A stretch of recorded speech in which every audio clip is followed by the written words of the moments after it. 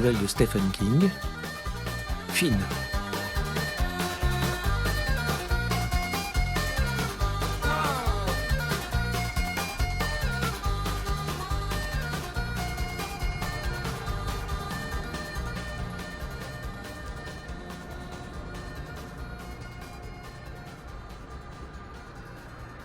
Pour Finn, dès le début, ça n'avait pas été simple. Une sage-femme qui avait effectué des centaines d'accouchements auparavant l'avait laissé tomber, et il avait poussé son premier cri en heurtant le sol. Quand il avait 5 ans, une fête avait été organisée dans la maison d'en face. On l'avait autorisé à rester dehors pour écouter la musique. Les Pogs braillaient dans des enceintes portatives provenant de l'autre côté de la rue. C'était l'été. Il marchait pieds nus et un gros pétard envoyé par une fêtarde survoltée s'était envolé et était retombé en décrivant un arc de cercle alors qu'un bout de mèche brûlait encore et lui avait arraché le petit orteil du pied gauche. Cela n'aurait pas pu se produire en 1000 ans, nota sa grand-mère. À 7 ans, il jouait avec ses sœurs, à Pettingill Park, pendant que grand-mère, assise sur un banc à proximité, tricotait ou s'attaquait à une grille de mots mystères. Finn se désintéressait des balançoires. Il se fichait des tape-culs, et les tourniquets le laissaient indifférent. Ce qu'il aimait, c'était le Twisty, un séduisant toboggan en colimaçon en plastique bleu d'environ 7 mètres de haut. Il y avait des marches, mais Finn préférait escalader le toboggan lui-même, à 4 pattes. Arrivé en haut, il s'asseyait et glissait jusqu'au sol en terre. Il ne lui était jamais rien arrivé sur le Twisty. « Arrête un peu avec ça, » lui dit sa grand-mère un jour. « Tu passes tout ton temps sur ce vieux Twisty. Et c'est donc autre chose pour changer, c'est la cage à poules. Montre-moi ce que tu sais faire. » Alors, pour contenter sa grand-mère, Finn rejoignit ses sœurs, Colleen et Mary, qui grimpaient et se balançaient dans la cage à poules comme des singes. En voulant faire le cochon pendu, il tomba et se cassa le bras. Son institutrice cette année-là, la jolie Miss Monahan, aimait conclure chaque journée en demandant « Qu'avons-nous appris aujourd'hui les enfants ?» Aux urgences, pendant qu'on remettait son bras d'aplomb, la sucette qu'on lui offrit ensuite ne compensait pas la douleur. Finn se dit qu'il avait appris une chose ce jour-là, s'en tenir au Twisty. À 14 ans, alors qu'il sortait de chez son copain Patrick, et rentrait chez lui en courant sous un violent orage. Un éclair s'abattit dans la rue, juste derrière lui, suffisamment près pour lui hérisser les cheveux et laisser une traînée noire carbonisée dans le dos de son blouson. Finn bascula vers l'avant et sa tête heurta le trottoir. Victime d'une commotion cérébrale, il demeura inconscient dans son lit pendant 2 jours avant de revenir à lui et de demander ce qui s'était passé. C'était Deidre Hanlon qui habitait en face. Elle faisait partie des fêtards qui écoutaient les Pogs ce fameux jour, bien que ce ne soit pas elle qui ait lancé le gros pétard, qui l'avait sorti du caniveau évanoui. « J'ai bien cru que ce pauvre Finn était mort », commenta-t-elle. Son regretté père disait que Finn était né sous une mauvaise étoile. Grand-mère, qui ne s'était jamais excusée au sujet de la cage à poules, voyait les choses différemment. Elle expliqua à Finn que pour chaque mauvais coup du sort dispensé par Dieu, il distribuait 2 coups de chance. Après réflexion, Finn déclara qu'il n'avait jamais eu de véritable coup de chance, à moins de considérer comme tel le fait qu'il n'ait pas été directement frappé par la foudre. « Tu devrais plutôt te réjouir de ne pas avoir eu de chance, » répondit grand-mère. « Peut-être qu'elle va arriver d'un coup et ce jour-là tu gagneras à la loterie. Ou bien une personne riche dans ta famille va mourir et te léguer toute sa fortune. » « Il n'y a personne de riche dans ma famille. »« Qu'est-ce que tu en sais ?» Grand-mère était le genre de femme qui avait toujours le dernier mot. « Quand rien ne va, rappelle-toi ceci. Dieu m'est redevable et Dieu paie toujours ses dettes. » Un peu trop tard pour Finn, hélas, car le pire était à venir.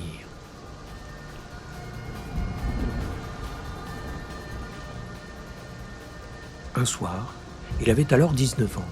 Finn rentrait en courant de chez sa petite amie, non pas parce qu'il pleuvait, mais parce que, même s'il avait mal aux couilles, cette séance de tripotage et de bécotage l'avait plongé dans un état d'intense exaltation. Et il sentait qu'il devait courir s'il ne voulait pas exploser. Il portait un blouson en cuir, un jean, une casquette Cabin Tilly et un t-shirt vintage frappé du logo du groupe Nazareth. Alors qu'il tournait dans Pickey Street, il percuta un jeune type qui courait en sens inverse. Ils tombèrent tous les deux. Finn se releva et voulut s'excuser, mais l'autre était déjà reparti à toutes jambes, en regardant par-dessus son épaule. Lui aussi portait un jean, une casquette à visière et un t-shirt, ce qui n'étonna pas particulièrement Finn. Dans cette ville, c'était l'uniforme de tous les jeunes garçons et filles. Finn se remit à courir dans Pickey en frottant son coude éraflé. Une camionnette commerciale noire roulait vers lui, toutes lumières éteintes. Finn n'y prêta pas attention jusqu'à ce qu'elle s'arrête à sa hauteur. Plusieurs hommes, au moins 4, en jaillit par derrière, avant même que la camionnette soit totalement arrêtée.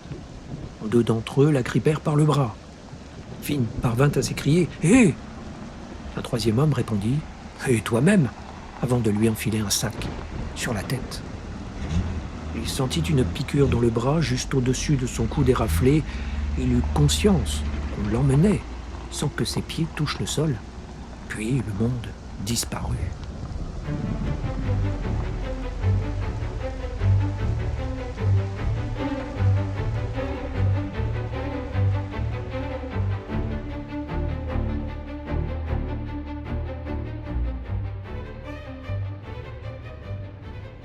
Quand Finn revint à lui, il était allongé sur un lit de camp dans une petite pièce haute de plafond. Dans un coin, il y avait une lampe de table, sans table dessous. Dans un autre coin, des WC, en plastique bleu exactement de la même couleur que le Twisty de Pettingill Park. Et c'est tout. Au plafond, il y avait un Velux, mais on avait peint la vitre en noir, à grands coups de pinceau bâclé. Finn se redressa et grimaça.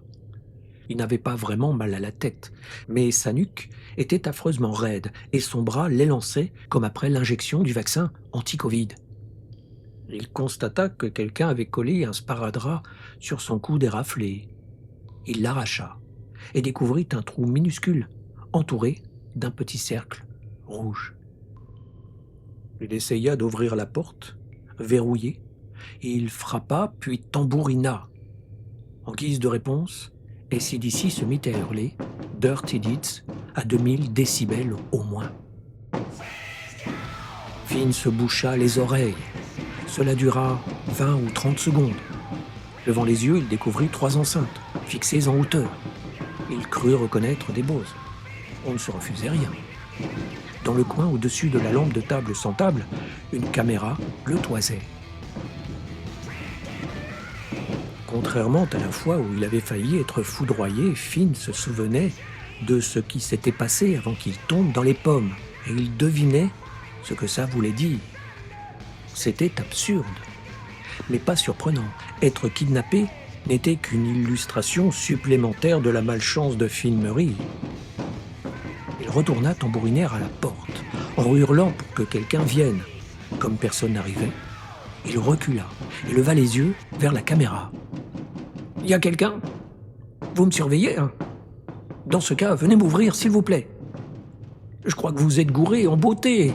C'est l'autre gars que vous recherchez. » Il n'y eut aucune réaction pendant une bonne minute. Finn regagnait le lit de camp, ayant décidé de s'allonger en attendant que quelqu'un vienne corriger ce qui, de toute évidence, était une erreur, lorsque les enceintes rugirent de nouveau. Finn aimait bien les Ramones, mais pas à un tel volume apocalyptique, dans une pièce fermée de surcroît. Cette fois, l'agression sonore dura environ 2 minutes avant de cesser de manière tout aussi soudaine. Allongé sur le lit de camp, il commençait à s'endormir quand Cheap Trick rugit dans les enceintes. 20 minutes plus tard, ce fut au tour des Dixie's Midnight Runners. Cela dura ainsi un certain temps, des heures probablement. Finn n'avait aucun moyen de le savoir. Ses ravisseurs lui avaient pris sa montre pendant qu'il était évanoui.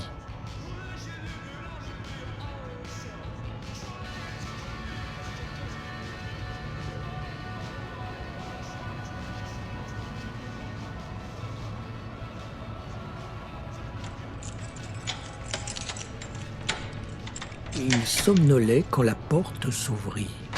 2 hommes entrèrent. Finn n'était pas certain que c'étaient ceux qui l'avaient kidnappé, mais presque. L'un des deux avait une paupière tombante. Il demanda : « Tu vas faire des histoires, Bobby-O ?»« Non, pas si vous arrangez les choses, » répondit Finn. Peu lui importait qu'on l'appelle Bobby-O. C'était juste un surnom, comme Daddy-O, ou comme ce que disait son père quand il voyait un ivrogne titubé dans la rue. « Tiens, voilà, Paddy Aurélie. »« Ça dépend de toi, » répondit l'autre homme. Il avait un visage étroit et des petits yeux noirs de fouine. Ils franchirent la porte. Finn coincé entre les 2 hommes qui portaient l'un et l'autre un chino et une chemise blanche. Ils n'étaient pas armés, ce qui était plutôt rassurant, mais Finn savait qu'il n'aurait aucun mal à le maîtriser s'il faisait des siennes. Il paraissait en forme. Finn était grand mais fluet. Ils entrèrent dans une pièce aux murs couverts d'étagères, vide. Pour Finn, ça ressemblait à un garde-manger ou peut-être, compte tenu des dimensions, à ce que sa grand-mère aurait appelé un cellier. Dans sa jeunesse, elle avait été employée de maison. Du cellier, ils passèrent dans la plus grande cuisine qu'ait jamais vue Finn. Sur le comptoir traînaient des bols vides avec des cuillères à l'intérieur. À en juger par le dépôt au fond, ils avaient contenu de la soupe. Son estomac grogna. Il n'aurait pas su dire depuis combien de temps il n'avait rien mangé. Ellie lui avait fait des œufs brouillés avant que le pelotage commence, mais il devinait qu'ils avaient été digérés depuis belle lurette, en supposant que la digestion continue quand on était évanoui, bien entendu. Certainement, pensait-il, le corps vaquait à ses occupations. Venait ensuite une salle à manger avec une table en acajou brillante, si longue qu'on aurait pu y jouer au palais. Des rideaux couleur prune étaient tirés tout du long. Finn tendit l'oreille pour guetter des bruits de circulation, en vain. Ils empruntèrent un couloir et l'homme à la paupière tombante ouvrit une porte sur sa droite. La fouine poussa légèrement Finn pour le faire avancer. Cette pièce accueillait un très beau bureau. Les rideaux d'un rouge profond masquaient une fenêtre derrière le bureau, auquel était assis un homme aux cheveux blancs coiffés en arrière comme le Cliff Richard des débuts. Des rides sillonnaient son visage bronzé. Il semblait à peine plus âgé que le père de Finn quand il était mort. « Asseyez-vous. » Finn prit place en face de l'homme aux cheveux blancs. Monsieur Paupière Tombante se tenait dans un coin, Monsieur Fouine dans le côté opposé. Ils croisaient les mains devant les boucles de leur ceinture. Il y avait un classeur devant l'homme aux cheveux blancs, moins épais que ceux qui s'entassaient n'importe comment sur les étagères. Il l'ouvrit, souleva une feuille, la survola et soupira. « Les choses peuvent bien se passer ou mal se passer, monsieur Finny. Cela dépend uniquement de vous. » Finn se pencha en avant. « En fait, ce n'est pas mon nom. Vous vous êtes trompé de personne. » L'homme aux cheveux blancs parut intéressé. Il remit la feuille dans le classeur et le referma. « Vous n'êtes pas Bobby Finny, vraiment ? » « Je m'appelle Finn Murray, avec IE à la fin, pas AI. » Il estimait que ce détail à lui seul devrait suffire à convaincre l'homme aux cheveux blancs. C'était quand même très précis. « Sans blague, » dit celui-ci, « le monde ne cessera jamais de m'étonner. Je vais vous dire ce qui s'est passé, à mon avis, en tournant au coin de Pecky Street. Je suis rentré dans un type qui courait en sens inverse. On est tombés tous les deux. Il s'est relevé, il est reparti. Et moi aussi. Ces gars-là... » Il montra les 2 hommes dans les coins. « Je pense qu'il voulait l'autre type, ce Bobby Finny. On était habillés pareil. » Pareil ? Avec une casquette Cabin Tilly, un t-shirt Nazareth et un blouson en cuir. Je ne sais pas ce qu'il y avait sur son t-shirt, mais je me souviens de la casquette, oui. Tout s'est passé très vite. Mais c'est lui que vous cherchez, c'est sûr. Ça m'arrive tout le temps. » L'homme aux cheveux blancs se pencha en avant, les mains couvertes de cicatrices, remarqua Finn, ou bien brûlées, jointes sur le mince classeur. Il semblait plus intéressé que jamais. « Ça vous arrive tout le temps de vous faire arrêter ? » ?»« Non, je parle de la malchance. Elle ne me quitte jamais. » Il expliqua à l'homme aux cheveux blancs qu'on l'avait laissé tomber à la naissance. Il lui parla du gros pétard du bras cassé parce que sa grand-mère l'avait convaincu d'oublier un peu le twisty et de la foudre. Il aurait pu ajouter un tas d'autres exemples, mais il estimait que la foudre et la commotion cérébrale qui en avait résulté offraient une bonne conclusion, comme le point d'orgue d'un conte de fées. « Vous voyez bien que je ne suis pas le type que vous cherchez. »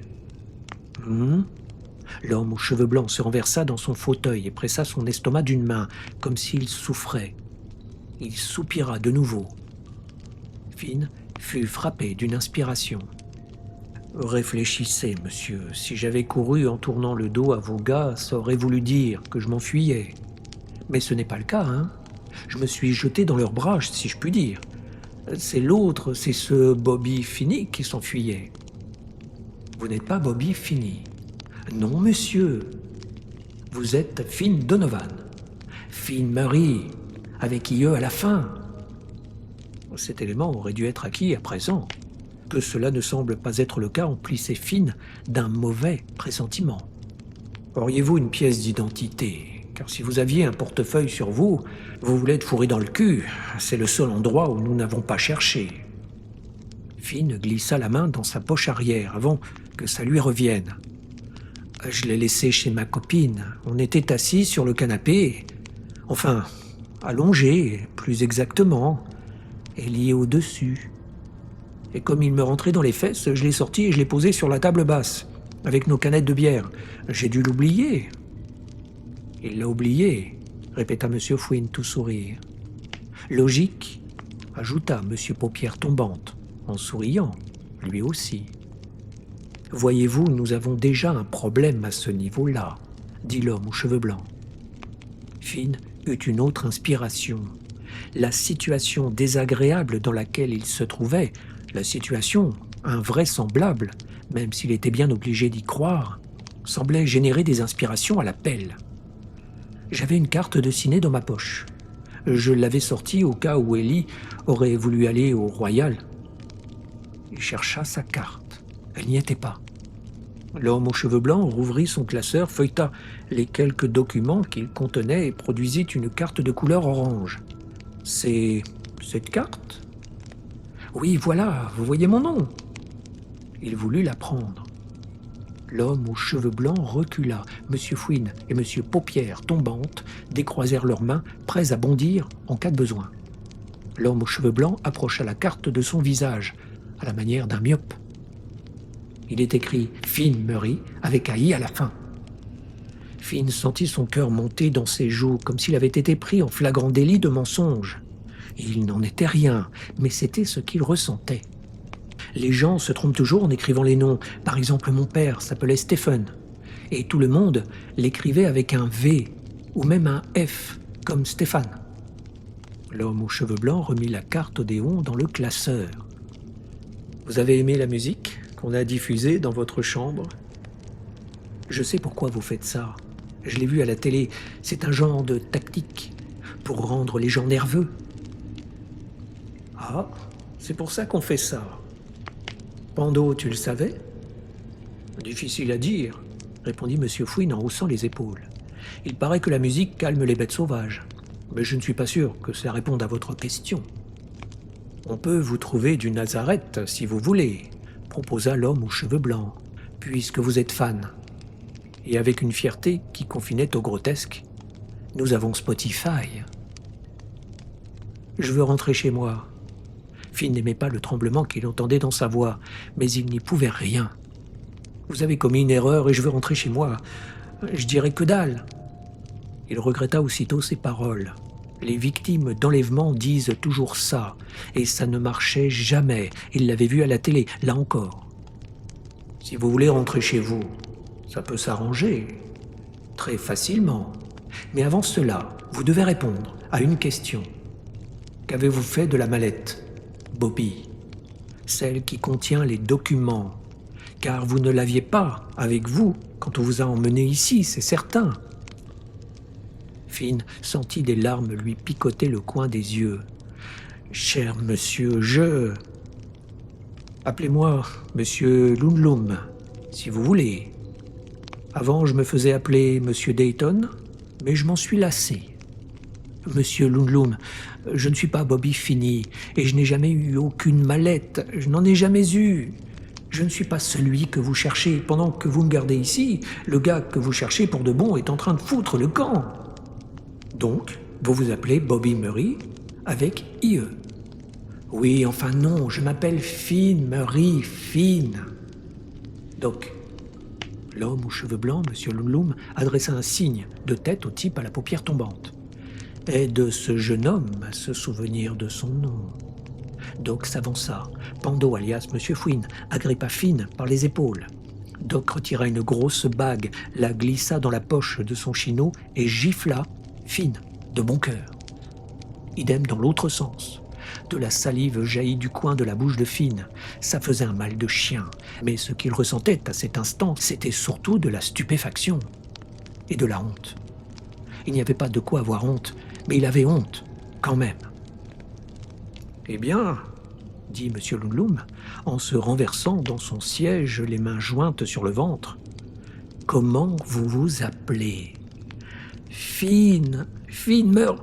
M. Lunlum adressa un signe de tête au dénommé Doc, qui administra à Finn un nouvel aller-retour, vite fait. Finn avait les oreilles qui bourdonnaient, les joues en feu, les larmes montèrent. « Vous n'avez pas le droit de faire ça. Pourquoi vous me faites ça? Il y a erreur. » « J'en ai le droit ?» M. Lunlum ouvrit le classeur et lança une brochure sur le bureau. « Les gifles sont une technique d'interrogatoire poussée, approuvée dans le monde entier. Vous devriez lire ça attentivement avant qu'on en reparle, pour savoir quelles autres techniques nous pourrions appliquer. Vous deux, ramenez-le, M. Bobby Donovan a des devoirs à faire. » Vous ne savez même pas à qui. On le leva de force. Pando d'un côté, Doc de l'autre. Pando prit la brochure et la fourra dans la ceinture du jean de Finn. « En route, Bobby-o. »« À plus, dit M. Lunlum. Soyez amis avec tout le monde et tout le monde sera ami avec vous. » Sur ce, ils entraînèrent Finn hors du bureau, les joues brûlantes, sans larmes.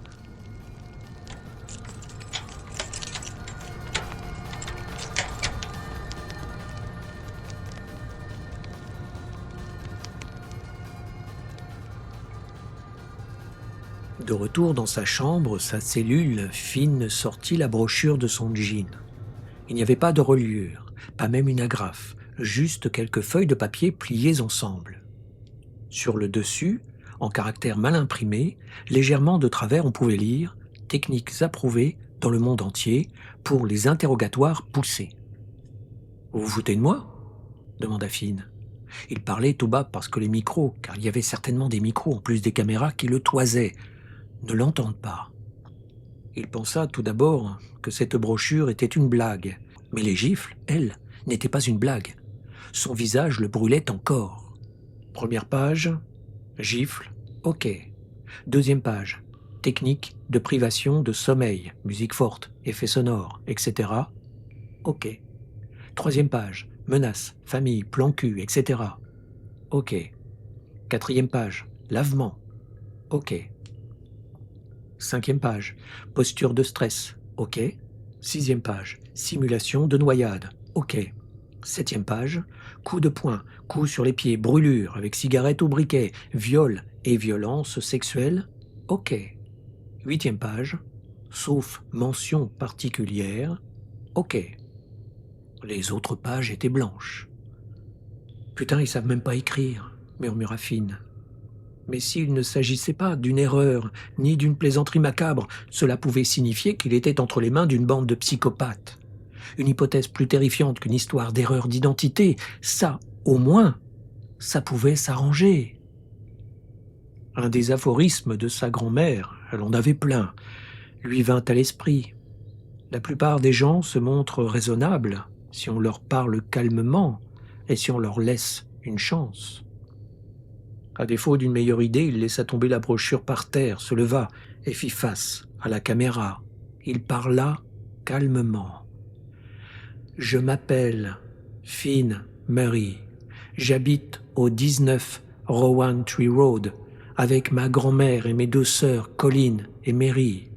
Ma mère est en déplacement, mais on peut la joindre sur son portable au... » Il récita le numéro. « Elles vous diront que je suis bien celui que je dis que je suis. Et quoi ? Soudain une inspiration, ou une pensée logique, ou les deux ? Vous pourrez me mettre un sac sur la tête ou même m'endormir encore une fois si vous pensez que c'est nécessaire et me larguer quelque part au coin d'une rue. Vous pouvez me libérer parce que je ne sais pas qui vous êtes et je ne sais pas où on est.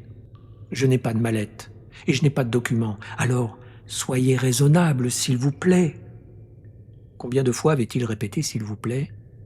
Il avait perdu le compte, mais un paquet, c'est sûr. Il retourna s'allonger sur le lit de camp. Il commença à sombrer juste au moment où il s'endormait anthrax, jailli des enceintes. Madhouse. Finn faillit tomber du lit de camp. Il se boucha les oreilles. Après 2 minutes qui semblèrent beaucoup plus longues, la musique s'arrêta. Il n'avait plus sommeil, mais il avait une faim de loup. Allait-il lui donner à manger ? Peut-être pas. Affamé, un prisonnier ne faisait pas partie des mentions particulières, alors c'était probablement OK. Il s'endormit. Ils lui accordèrent 4 heures de repos avant de venir le chercher. Finn n'eut pas l'occasion de voir si c'était Doc ou Pando ou d'autres types. Avant de comprendre ce qui lui arrivait, il fut levé de force, encore à moitié endormi. On lui enfila sur la tête un sac qui sentait vaguement le poulailler. On le poussa en avant et il heurta le côté de la porte. « Oups, désolé », dit quelqu'un. « Erreur de trajectoire, Bobby. » On le tira en arrière, brutalement, et on le poussa de nouveau vers l'avant. Son nez saignait. Il était peut-être cassé. Il renifla, avala du sang, s'étrangla et se mit à tousser. Il le faisait avancer à une vitesse suicidaire, ses pieds pédalaient dans le vide. Ils atteignirent un escalier qu'il dévala comme un porc sur le tapis roulant de l'abattoir. Ils le lâchèrent avant d'arriver en bas et un des hommes le poussa avec vigueur.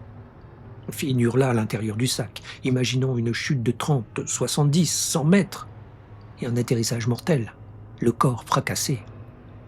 En réalité, il ne restait que 2 ou 3 marches, mais il trébucha sur celle du bas et s'affala. On le releva encore une fois.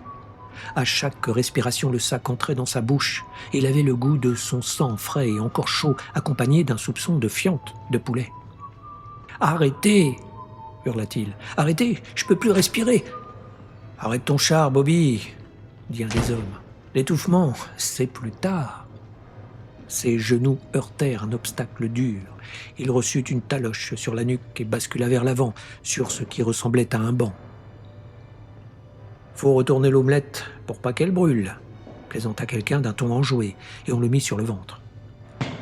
Il agitait les mains dans tous les sens. L'une d'elles heurta quelque chose de mou. « Pas touche à mon matos, pédale », dit une autre voix. « C'est strictement réservé à ma copine. »« S'il vous plaît », supplia Finn. Il pleurait. Il essayait de ne pas s'étouffer avec le sang qui coulait dans sa gorge. Son nez l'élançait comme une rage de dents. « Par pitié, non, arrêtez, c'est pas moi que vous cherchez. Je suis pas Bobby Donovan. » Quelqu'un lui asséna une terrible claque sur le côté du visage. Bobby finit abruti. Un linge recouvrit le sac. La première voix dit « C'est parti, Bobby !» De l'eau tiède imbiba le linge, puis le sac, puis le visage de Finn. Il en avala et la recracha. Il retint son souffle. Il fut obligé de respirer. Mais au lieu d'aspirer de l'air, il aspira de l'eau. Il émit des gargouillis, s'étouffa, la recracha, en avala davantage. Il n'avait plus d'air, l'air avait disparu. L'air était un trésor perdu, un souffle du passé. Il se noyait. Il se débattit, l'eau continuait à couler à travers le sac. Il n'y avait aucune sensation de perte de connaissance, de sérénité, uniquement l'horreur de cette cascade ininterrompue. Il cherchait l'évanouissement sans le trouver. Uniquement de l'eau, encore et toujours de l'eau. Ça s'arrêta enfin. Il le fit rouler sur le côté. Il vomit dans le sac. Un des hommes le tapota délicatement sur tout le corps. « Un facial au vomi ?» s'exclama-t-il. « Et on te fait même pas payer !» Ils le retournèrent sur le dos et arrachèrent le sac. On lui laissa une main libre pour s'essuyer le visage. Il toussa plusieurs fois. Finalement, sa vision s'éclaircit et il découvrit M. Ludlum, qui le dominait. Comme il était au bout du banc, il regardait à l'envers. « Alors, vous êtes Bobby Finney ou Finn Murray ?» demanda M. Ludlum. Une violente quinte de toux l'empêcha de répondre tout de suite. Quand elle se calma un peu, il dit « Je suis qui vous voulez. Je peux même le jurer, mais recommencez pas par pitié. » Disons que notre enquête a confirmé que vous étiez Murray, et non pas Finney. Où est-il ? Qui ? M. Ludlum hocha la tête. Un des hommes, Paddock ni Pando, absents l'un et l'autre, lui décocha une gifle magistrale, faisant gicler un mélange de vomi et d'eau. « Finney, où est-il ? Mais je ne sais pas. Où est l'usine de bombes ?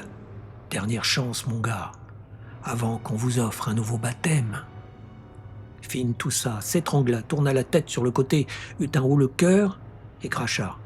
« Vous parliez de documents dans une mallette ? On s'en fout des documents. Où est l'usine de bombes ? Mais j'ai jamais entendu parler d'une... » M. Ludlum hocha la tête. Le linge mouillé recouvrit le visage de Finn. L'eau se remit à couler très vite. Il eut envie de mourir. C'était son vœu le plus cher. Hélas, non. Finalement, à demi évanoui, aveuglé par le sac maculé de vomi, on le ramena dans sa cellule. Il n'avait plus faim. C'était déjà ça. Avant de fermer la porte, M. Ludlum dit « Ça pourrait se passer autrement, Finn. Dites-nous ce que Finney a fait des plans, et on en restera là. »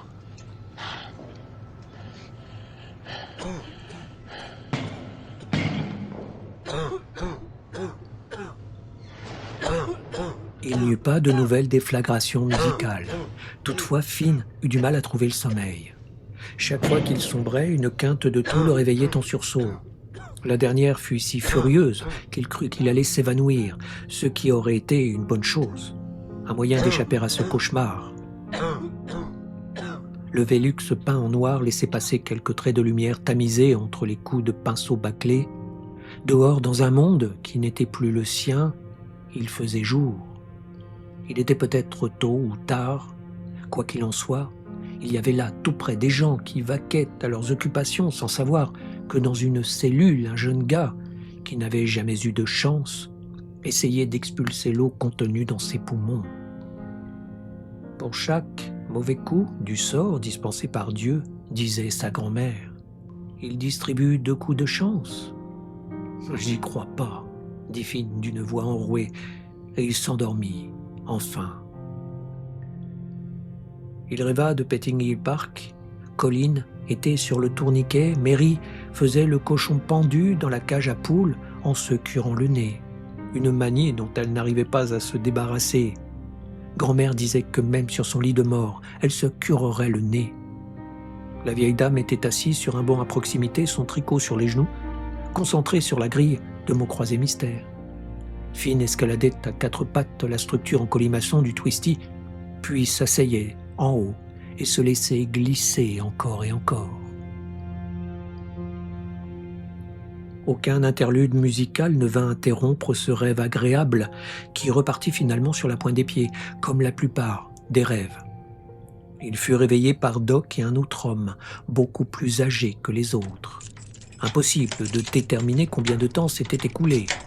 Ils l'arrachèrent à son lit de camp et l'entraînèrent, sans ménagement, à travers la cuisine et la salle à manger, jusque dans le bureau où l'attendait M. Ludlum, aux cheveux blancs. Celui-ci paraissait un peu contrarié ce matin. Pour Finn, en tout cas, c'était le matin. Il avait les yeux rougis et ce qui ressemblait à une tache de moutarde sur sa chemise. Ses mains étaient jointes sur son bureau comme la fois précédente et Finn remarqua que ses jointures couvertes de cicatrices paraissaient enflées et tachées également du sang. Monsieur Lung-Lung l'observait. Finn faisait de même en repensant à cet autre programme qu'il avait vu à la télé. Un de ces débats rasoirs et interminables sur la BBC que sa mère adorait pour des raisons que ses sœurs et sa grand-mère qui aimait Coronation Street, EastEnders et Doctor Who n'avaient jamais comprises. Ce débat était consacré aux techniques d'interrogatoire poussées, également appelées torture. Et un des participants, un type avec des bajoux qui aurait ressemblé au prince Andrew, si celui-ci avait passé un an dans une pièce sans lumière à boire des milkshakes et à manger des doubles burgers, affirmait que ça ne fonctionnait jamais. Si le pauvre homme ne sait pas ce que ses interlocuteurs veulent savoir, il va inventer quelque chose, c'est logique. En effet, c'était logique. Et Finn ne manquait pas d'imagination. Ce qui lui avait permis d'ailleurs de se tirer de quelques mauvais pas, chez lui, à l'école ou dans le quartier. Mais malgré ce talent, il ne voyait pas quelle histoire pourrait satisfaire M. Lung-Lung et lui éviter un nouveau simulacre de noyade. Il aurait pu inventer une histoire autour de la mallette disparue, il aurait même pu ajouter les plans, mais était-il censé expliquer que les plans étaient cachés dans une mallette dans l'usine de bombes? On se serait cru dans une partie de Cluedo. Et ce serait quoi ensuite? Des pièces de sous-marins volés, des mots de passe piratés de comptes en banque d'oligarques russes? Pendant ce temps, M. Lung-Lung continuait à le dévisager. « J'ai faim, lâcha Finn. Est-ce que je pourrais avoir quelque chose à manger, monsieur ?» M. Lung-Lung ne le quittait pas des yeux. Et juste au moment où Finn pensait qu'il allait rester muet, plongé dans une sorte de transe, M. Lung-Lung demanda « Qu'est-ce que vous diriez d'un petit déjeuner à l'irlandaise, monsieur Erlaï ?» Finn demeura bouche bée. M. Lung-Lung s'esclaffa. « Je te taquine, Finn. Finn un jour, Finn toujours, la totale. Ça vous plairait? Bacon, champi mignon et une belle saucisse dodue avec une tomate pour faire joli ?» L'estomac de Finn gargouilla, ce qui arracha un nouvel éclat de rire de M. Lung-Lung. « J'ai ma réponse, il me semble. Par les poils de ma narine rin-rin, sans parler de mon fin, hein? Hein? Tout va bien, M. Lung-Lung ?» Question incongrue compte tenu des circonstances, mais cet homme me semblait avoir perdido los pedalos, comme disait grand-mère, quand un candidat d'un jeu télévisé ne trouvait pas la bonne réponse et que le temps défilait. « Ça va super, » répondit M. Lung-Lung. « Ça va superbement bien pour moi. Vous aurez votre petit déjeuner Finn. Si vous pouvez me citer 3 chansons du regretté Elvis Presley. » Finn ne prit pas la peine de demander pourquoi. Ce type était manifestement fou. Il repensa à l'impressionnante collection de disques de sa grand-mère. Un de ses préférés, écouté si souvent que les sillons avaient pris une étrange couleur blanchâtre, comme si on l'avait saupoudré de craie, s'appelait « Les 50 millions de fans Elvis ne peuvent pas se tromper ». Colin et Mary estimaient pour leur part que ces millions de fans pouvaient au contraire se tromper. Elles faisaient des grimaces et se bouchaient les oreilles dès que leur grand-mère le mettait. Il demanda « Vous me donnerez réellement un petit déjeuner ?» M. Lung-Lung plaqua sa main sur son cœur. Oui, il n'y avait presque plus de doute, c'était bien du sang séché sur ses jointures. « Vous avez ma parole. Ok, I got stank, ça fait 1. One Night of Sin, ça fait 2. Obiga Biga Unka Love, ça fait 3. Excellent. Le vieux bonhomme se tenait dans un coin, les mains jointes devant son chino. M. Lung-Lung se tourna vers lui et dit « Marm, un petit déjeuner pour notre ami Finn. » Il a fait sonner la cloche. Marm s'en alla. Doc resta. Finn songea que Doc paraissait fatigué, peut-être triste. « Vous connaissez les chansons d'Elvis ?» dit M. Lung-Lung. Il se pencha en avant pour dévisager Finn avec ses yeux injectés de sang. et rougit tout autour. « Mais est-ce que vous connaissez Elvis? Connaissez-vous le King of Rock'n'Roll » Finn secoua la tête. Il savait seulement que Elvis était un vieux ringard mort sur ses chiottes et que grand-mère l'adorait. Sans doute qu'elle avait hurlé en le voyant quand elle était jeune. Elvis était un jumeau, dit M. Lundlum dans un souffle, et des relents d'alcool, du scotch peut-être, ou du whisky, flottèrent jusqu'à Finn par-dessus le bureau. Un jumeau, mais aussi un fils unique. Comment expliquez-vous ce paradoxe? Je ne sais pas. Alors, je vais vous le dire. Le futur King of Rock'n'Roll a absorbé son frère jumeau in utero. Il l'a mangé, un acte de cannibalisme fœtal. Effaré, Finn en oublia momentanément ses ennuis. Il était certain, presque certain, que le frère jumeau d'Elvis était aussi inventé que la mallette pleine de documents volés ou la prétendue usine de bombes. Mais cette idée de cannibalisme fœtal avait quelque chose de fascinant.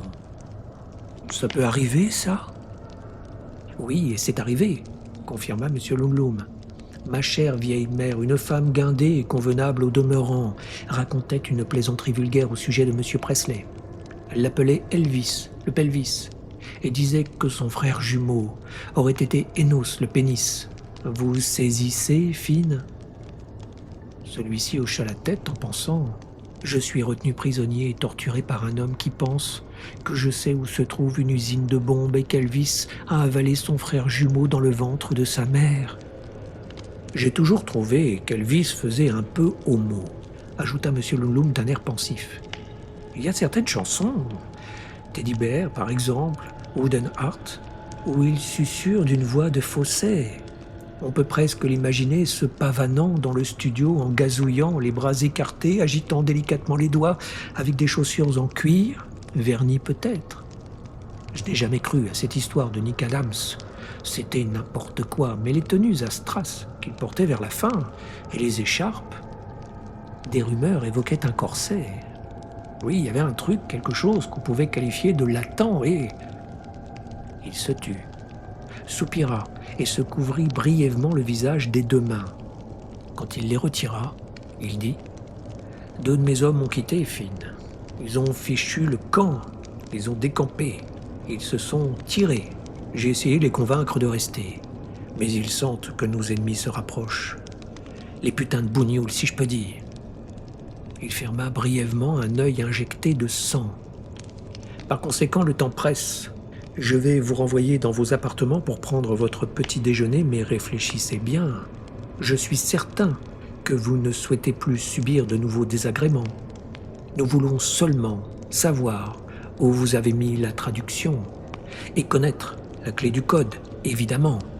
Voilà ce que nous voulons. Doc, tu veux bien raccompagner notre jeune ami ?» Doc se dirigea vers la porte du bureau et fit signe à Finn, qui se leva pour le rejoindre. « Vous allez être sage ?» demanda Doc. Finn, qui pensait aux œufs au bacon, aux champis mignons et à la saucisse dodue, hocha la tête pour dire qu'il serait sage. Absolument.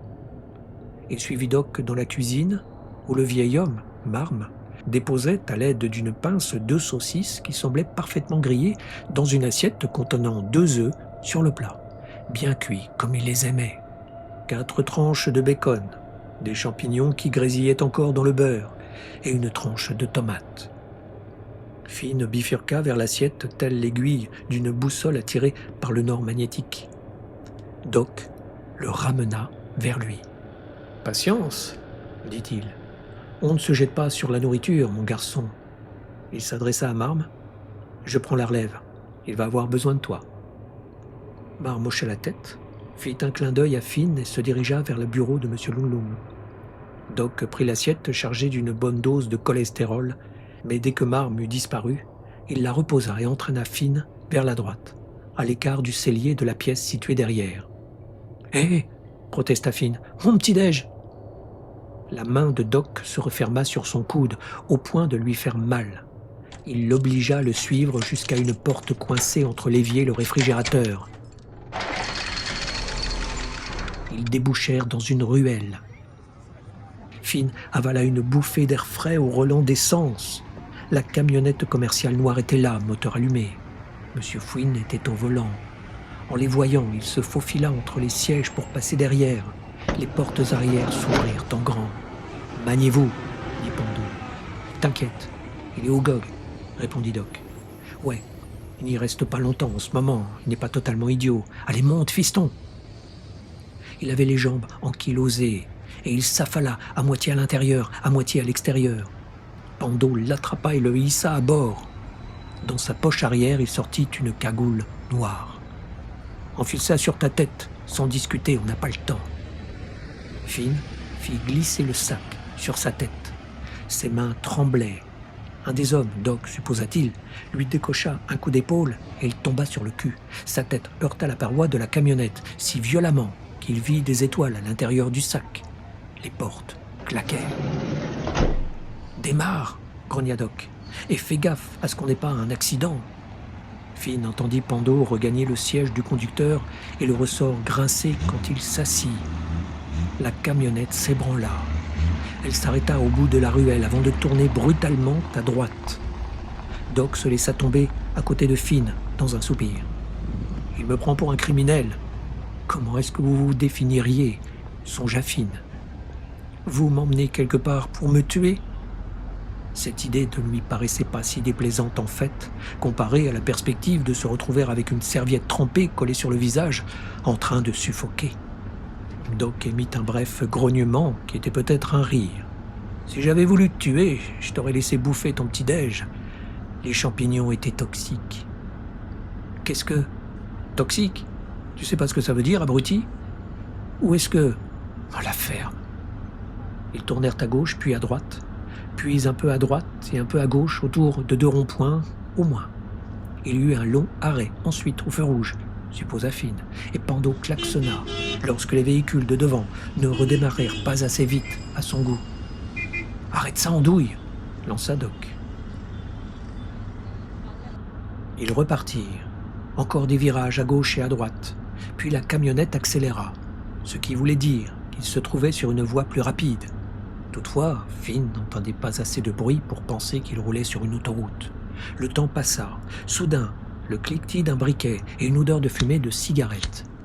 « Il ne veut pas qu'on fume pendant le boulot !» dit Doc.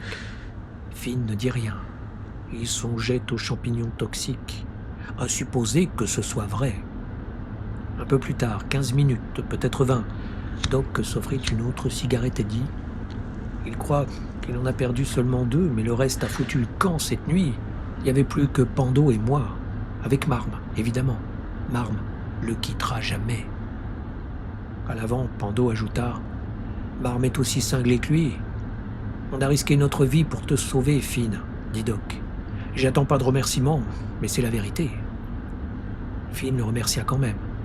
Sa voix tremblait et ses jambes tremblotaient. « Check, check, check, sugar, but you'll never check me. » C'était du Elvis. « Stuck it on, stuck on you. » Il se demanda si sa grand-mère savait qu'Elvis avait avalé son frère jumeau Enos. « Merci infiniment. Je sais pas si tu vaux tripette pour quelqu'un, mais tu mérites pas de mourir uniquement parce qu'il est devenu comme ça. T'as vu cette brochure dont il est tellement fier? Il l'a écrite lui-même. Mais il n'a pas toujours été comme ça. On a fait du bon boulot dans le temps. Pas vrai, Pando? On a sauvé ce putain de monde en 17, dit Pando. Il n'y a pas plus d'une douzaine de personnes qui l'ont su. Mais nous, on sait, petit, parce qu'on l'a fait. Fini mijote un truc, dit Doc. On n'en a jamais douté. T'étais pas dans le coup, mais il voulait pas en démordre, alors qu'il se souvient de que dalle. Pando dit. Non, il n'a pas toujours été comme ça, je me souviens. Bah, laisse tomber, va. Pour une demi-couronne, je te flanquerai moi-même une balle dans ton putain de crâne.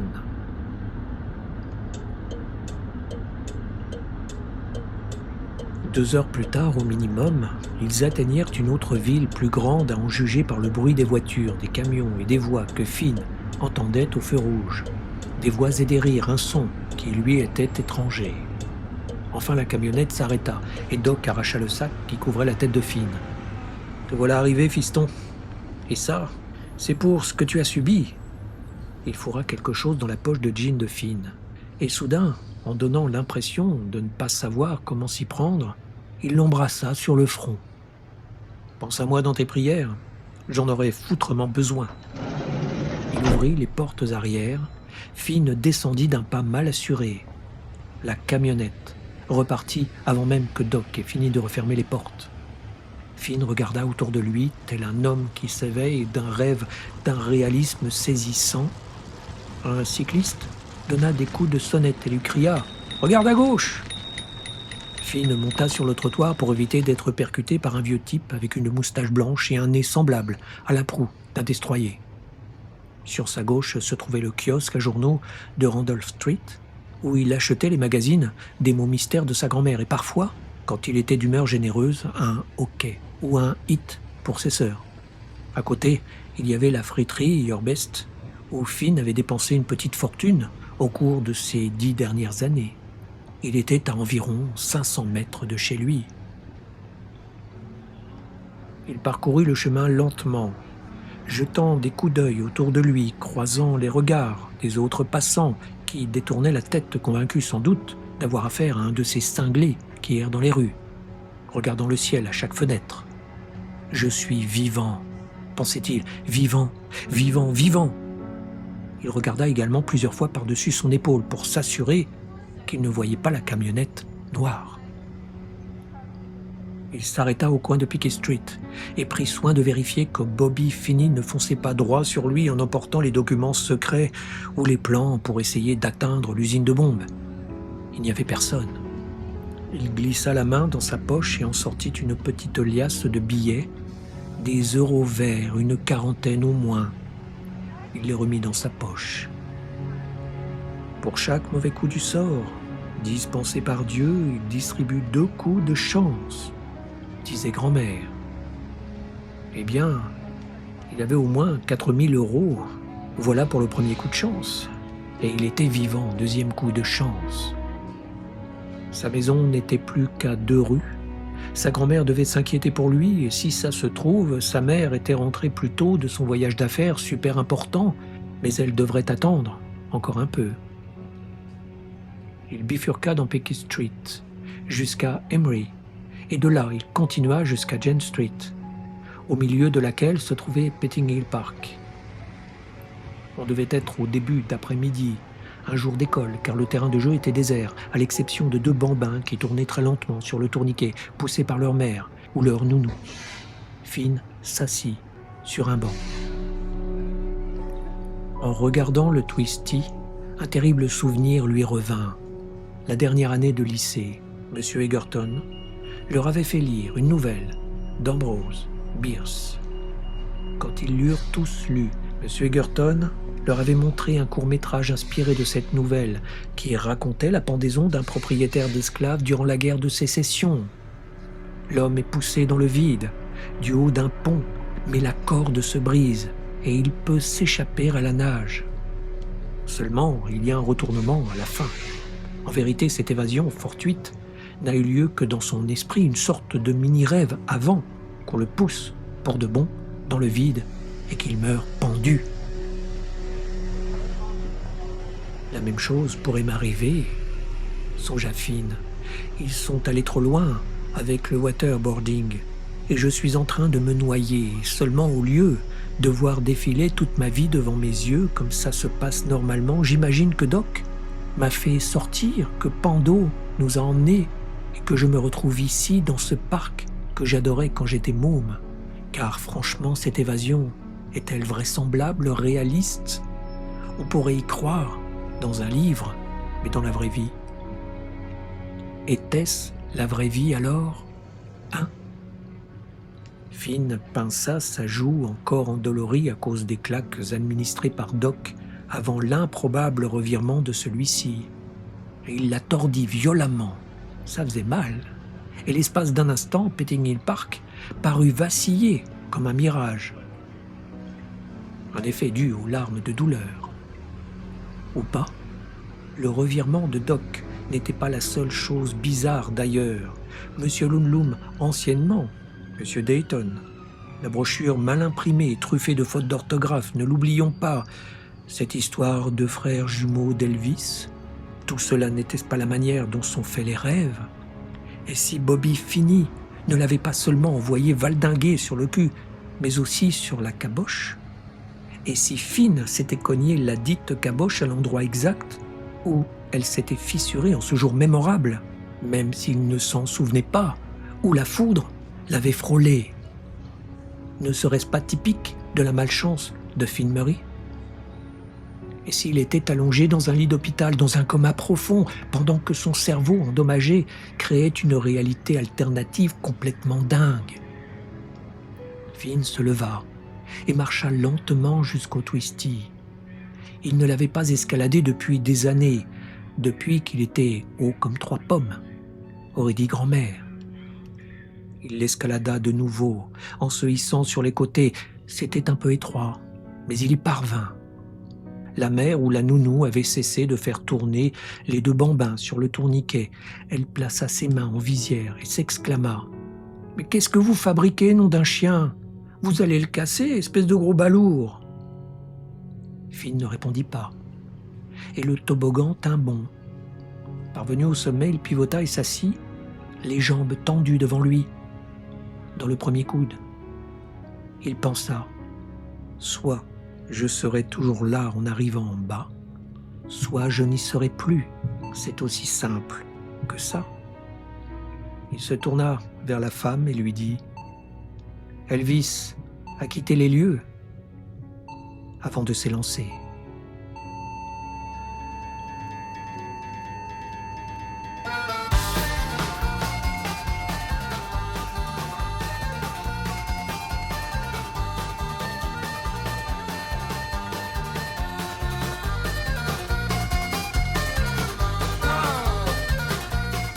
Finn est une nouvelle de Stephen King, extraite du recueil Plus noir que noir, publié aux éditions Albin Michel.